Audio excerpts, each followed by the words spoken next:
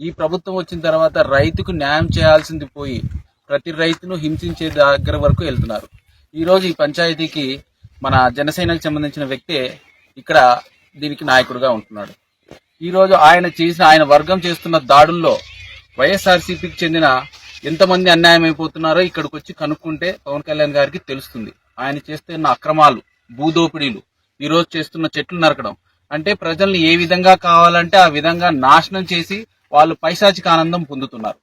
నేను మా వైఎస్ఆర్సీపీ పార్టీ తరఫున ఖచ్చితంగా ఈ చర్యను మేము ఖండిస్తున్నాం. ఎందుకంటే రాబోయే రోజుల్లో ఇది ఇక్కడితో పోదు. గుర్తుపెట్టుకోవాలి, ఈ కక్షలు కార్పొరేషన్లతో ఎన్నో కుటుంబాలు నాశనపోయాయి. ఇలా చేసుకుంటూ పోతే ఏ ఒక్కరూ మిగలరు, ఏ చెట్టు మిగలదు ఇక్కడ. సో నేను కోరుకునేది ఒకటే, పవన్ కళ్యాణ్ గారికి కానీ కూటమి ప్రభుత్వం కానీ ఇక్కడ జరుగుతున్న అన్యాయాలు మీరు గుర్తించండి. ఇక్కడ ఎవరికి అన్యాయం చేస్తున్నారు? చెట్లను 2 ఏళ్ల చెట్లను, ఇన్ని చెట్లను ఇప్పుడు ప్రభుత్వం వచ్చిన తర్వాత 300 చెట్లు నరికారు మొదటి నెలలో.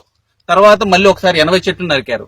ఇప్పుడు మళ్ళీ 150 దగ్గర మామిడి చెట్లు, నేరేడు చెట్లు, అల్ల నేరేడు మొత్తం ఉసిరి చెట్లు 200 చెట్లు నరికారు. అంటే దీని ద్వారా ప్రజలకు ఏం చెప్పాలనుకుంటున్నారు? ఎవరు మీరు మోసం చేస్తున్నారు? ఆయనేమో అటవీ శాఖ మంత్రి, ఆయన చెట్లు నాటాలి, ఇవి చేయాలని రోజు ఊపుతంపుడు ఉపన్యాసాలు చెప్తుంటాడు. నోటికి వచ్చిన అబద్ధాలు మాట్లాడతారు. నాయన పవన్ కళ్యాణ్ గారు, మీరు వచ్చి ఒకసారి గ్రౌండ్ లో తిరగండి, జనాలు జరుగుతున్న అన్యాయం తెలుసుకోండి. మీరు పరదాల నుంచి బయటికి రండి. రోజు పరదాలు వేసుకొని కూర్చొని భజనగాలతో కూర్చోకుండా మీరు వచ్చి జనాలతో తిరిగితే ప్రజల సమస్యలు తెలుస్తాయి. ఈ రోజు ఈ రైతుకు జరిగిన అన్యాయం ఎవరు మీరు దీన్ని కాంపెన్సేట్ చేయగలరు చెప్పండి? రోజు వచ్చి రైతులకు మేము న్యాయం చేస్తున్నాం, ఇది మంచి ప్రభుత్వం, సబ్సిడీ, ఈ రోజు ఇన్పుట్ సబ్సిడీ లేదు, ఉన్న చెట్లను మామిడి చెట్లు ఇచ్చేది లేదు, ఉన్నవి నరుక్కుంటూ పోతే ఈ రోజు ఈ 2 ఏళ్ల చెట్లు ఎవరు దీనికి బాధ్యత వహిస్తారు? నేను ఈ రోజు మా పార్టీ తరఫున, కేతిరెడ్డి గారి కుటుంబం తరఫున మేము కోరుకునేది ఒకటే, వీళ్ళకి జరిగిన ప్రతి ఒక్కరు కూడా వీళ్ళకి న్యాయం చేయాలి. ఈ రోజు పోలీసులు కూడా కేసు పెట్టి తీసుకోలేని పరిస్థితిలో ఉన్నారు. ఇప్పటి వరకు 2 సార్లు జరిగింది, ఇది 3వ సారి. ఇంతవరకు కేసులు ఎందుకు పెట్టలేదు?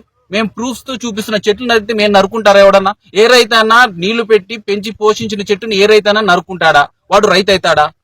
సో కానీ ఈ ప్రభుత్వంలో మేము పోలీసులు కంప్లైంట్ ఇస్తే మీరే నరుకున్నాను, మా మీదే తప్పుడు ఆరోపణలు, తప్పుడు కేసులు కూడా మా మీదే పెడుతున్నారు.